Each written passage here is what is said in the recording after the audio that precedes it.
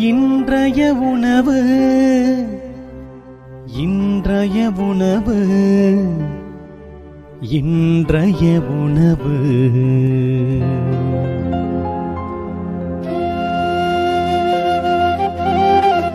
நற்செய்தி வழங்குபவர் தந்தை நிர்மல் ராஜ்.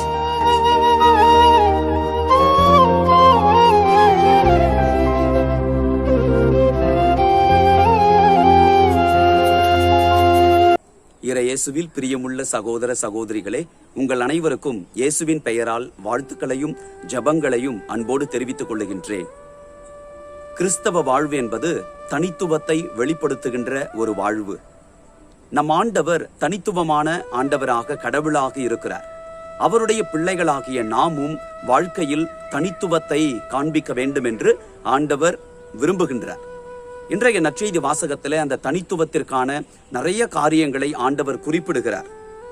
உங்கள் பகைவரிடம் அன்பு கூறுங்கள், உங்களை வெறுப்போருக்கு நன்மை செய்யுங்கள், உங்களை சபிப்போருக்கு ஆசி கூறுங்கள், உங்களை இகழ்ந்து பேசுவோருக்காக இறைவனிடம் வேண்டுங்கள், உங்களை ஒரு கன்னத்தில் அறைபவருக்கு மறு கன்னத்தையும் திருப்பி காட்டுங்கள் என்று வித்தியாசமான ஒரு போதனையை ஆண்டவர் கொடுக்கிறார். அன்பிற்குரியவர்களே, அடிக்கு அடி, பல்லுக்கு பல், கண்ணுக்கு கண் என்பதெல்லாம் பழைய ஏற்பாட்டு சட்டதிட்டங்கள். கலாச்சாரம் வளராத, வன்முறைகள் மேலோங்கின அந்த காலகட்டத்திலே ஆண்டவர் மோயிசனின் வழியாக அந்த சமுதாயத்தை சீர்படுத்த அப்படியான ஒரு சில கடுமையான வாழ்வின் பாதைகளை ஆண்டவர் காண்பித்தார். அன்பிற்குரியவர்களே, ஆண்டவர் உண்மையாகவே நம்மை தண்டிப்பவர் அல்ல. இன்றைய நற்செய்தி வாசகத்திலே நாம் பார்க்கிறோம், ஆண்டவர் நன்றி கெட்டோருக்கும் பொல்லாதோருக்கும் நன்மை செய்கின்றார். அவர் எல்லாருக்கும் நன்மை செய்கின்றார். தீமை செய்பவர்கள் மனம் மாறுவார்கள் என்று தன்னுடைய இரக்கத்தையும் அருளையும் பொழிந்து கொண்டே இருக்கிறார். நன்மை செய்பவர்கள் நன்மைத்தனத்திலே நிலைத்திருக்க வேண்டும் என்றும் ஆண்டவர் விரும்புகிறார். ஐயோ, என் வாழ்க்கையில நான் நல்லவனாய் இருப்பதினால் தீமைகளை சந்திக்கிறேனே, நல்லவனாய் இருந்து எனக்கு என்ன பிரயோஜனம் என்று சொல்லி தீமை செய்கிறவர்களோடு கைகோர்த்து நடக்கும்படியாக ஆண்டவர் விரும்புபவர் அல்ல. நல்லவர்களா, நல்லவைகளிலே நிலைத்திருப்போம். தீமை செய்து கொண்டிருக்கிறோமா, நன்மைகளை நம்மிலே அதிகரித்துக் கொள்வோம், நல்லவர்களாய் நாமுமே மாறுவோம். அன்பானவர்களே, நாம் வாழ்க்கையில் ஜெயிக்க வேண்டும் என்பதுதான் கடவுளின் திட்டம். அந்த ஜெயிக்கக்கூடிய வல்லமையை நாம் எப்பொழுது பெற்றுக்கொள்ளுகிறோம் என்று சொன்னால், நன்மைகளை கொண்டு தீமைகளை அழிக்கின்ற பொழுதுதான். ரோமையருக்கு எழுதப்பட்ட திருமுகம் 12ஆம் அதிகாரம் 21வது வசனத்தில் இவ்வாறு சொல்லப்பட்டிருக்கிறது, தீமை உங்களை வெல்ல விடாதீர்கள், நன்மையால் தீமையை வெல்லுங்கள். அப்பொழுது வாழ்க்கையில வெற்றி எங்கு இருக்கிறது என்று சொன்னால், பழிக்கு பழி வாங்குவதில் அல்ல, தீமைகளை நம்மிடம் இருக்கக்கூடிய நன்மைகளை கொண்டு நாம் செயல்படுவதன் வழியாகத்தான். அப்பொழுதுதான் நமக்கு உண்மையான வெற்றி.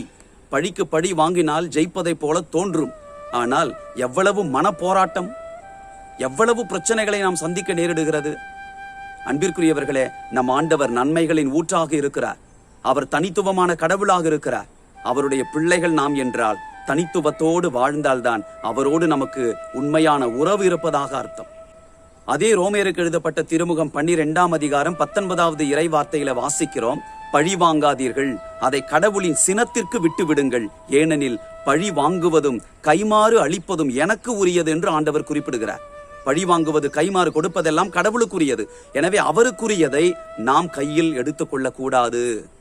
நாம் செய்ய வேண்டியது எல்லாம் அன்பு, இரக்கம், சகோதரத்துவ உணர்வு, மன்னிப்பு, நிதானம், இவைகள்தான்.